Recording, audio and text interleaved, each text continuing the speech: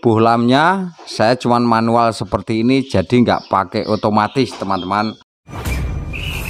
Sebelum lanjut, alangkah baiknya subscribe dulu channel Sukamdi ya guys.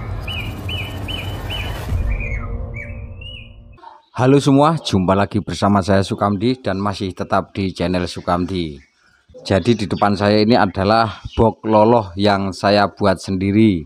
Jadi ukurannya 40 x 40 x 60. Bohlamnya saya cuman manual seperti ini, jadi nggak pakai otomatis teman-teman. Bila mana saya rasa kepanasan, ini bohlamnya saya tarik ke atas. Kalau kiranya anakannya kurang hangat, baru bohlamnya kita dekatkan ke bawah seperti itu.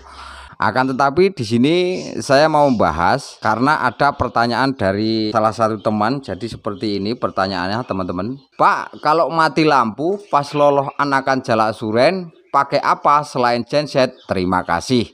Biasanya kalau misalnya mati lampu saya selalu pakai genset ya teman-teman, genset yang kecil itu. Akan tetapi kalau misalnya gensetnya misalnya rusak keadaan mati lampu, ya kita cari cara lain, misalnya kita pakai aki. Aki yang kecil itu juga bisa kok teman-teman, juga bisa buat nyalain bohlam seperti ini, itu juga bisa. Seandainya aki juga nggak punya, ya bisa beli lilin misalnya, atau lampu teplok. Lampu teplok itu lampu yang suka dicentelin di dinding-dinding itu. Jadilah kalau lampu bagaimana cara nyalainnya? Lampu teplok kan ada kacanya itu. Jadi ini, nah jadi dibuat seperti ini. Jadi box dikasih pipa ke dalam, lalu keluar begini. Lalu kalau pakai lampu teplok ya nyalanya di sini, lalu kacanya masuknya ke sini. Nanti ke dalam itu hangat. Nah tuh sampai di dalam sini kan nanti hangat ya, panas. Atau misalnya mau langsung seperti ini misalnya. Seperti yang di bawah ini nggak usah pakai pipa ya, taruh di sini aja. Cuman pas kaca ke atas itu atasnya kudu dibolong buat buang asap. Jadi banyak cara ya teman-teman. Misalnya pas mati lampu nggak punya genset tapi juga nggak punya aki, bisa pakai lilin atau bisa pakai lampu teplok. Jadi banyak cara teman-teman. Kalau lampu teplok ya itu tadi, jadi pas di kaca di atasnya lempengnya ini dibolong seukuran kaca itu untuk membuang asap. Begitu juga kalau lilin. Kalau lilin, setelah lilin dinyalain, misalnya taruh di sini, lalu nanti harus bagaimana caranya dikerudungin dengan botol. Tapi botolnya itu harus panjang dan nanti asapnya bisa keluar lewat atas seperti itu. Jadi sangat mudah Om, kalau cuman masalah itu. Dan di sini kita mau ngejawab lagi pertanyaan yang lain. Kalau sudah bertelur dikasih EF apa enggak Om? Nah itu tergantung ya teman-teman, kita lihat dulu karakternya si burung dan kondisinya. Maksud saya karakternya burung itu ganas atau tidak. Karena ada ya burung yang memang agresifnya itu lebih sensitif, kayak terlihat galak gitu loh, agresif sekali teman-teman. Nanti kalau keadaannya si betina itu angkrem lalu kita tetap kasih EF, contohnya jangkrik kebanyakan, nanti yang jantannya itu agresifnya tinggi, birahinya muncak dan nanti suka ngeganggu betina yang angkrem, bahkan bisa lebih dari itu efek buruknya. Jadi kita lihat-lihat, kalau burungnya kalem-kalem ya kita kasih terus nggak apa-apa.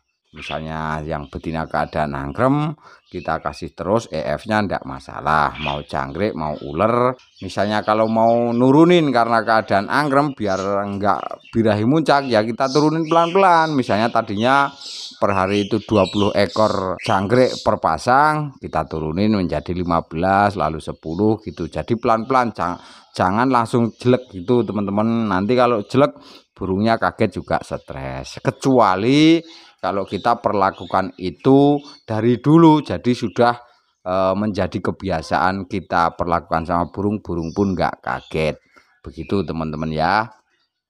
Lalu kita cari lagi pertanyaan yang lain ya teman-teman. Pertanyaan dari yang lainnya. Pak, mau tanya, apakah kalau salah satu indukannya mabung itu harus dikeluarkan dari kandang ternak? Kalau saya sendiri nggak harus. Dan nggak pernah saya begitu ya teman-teman.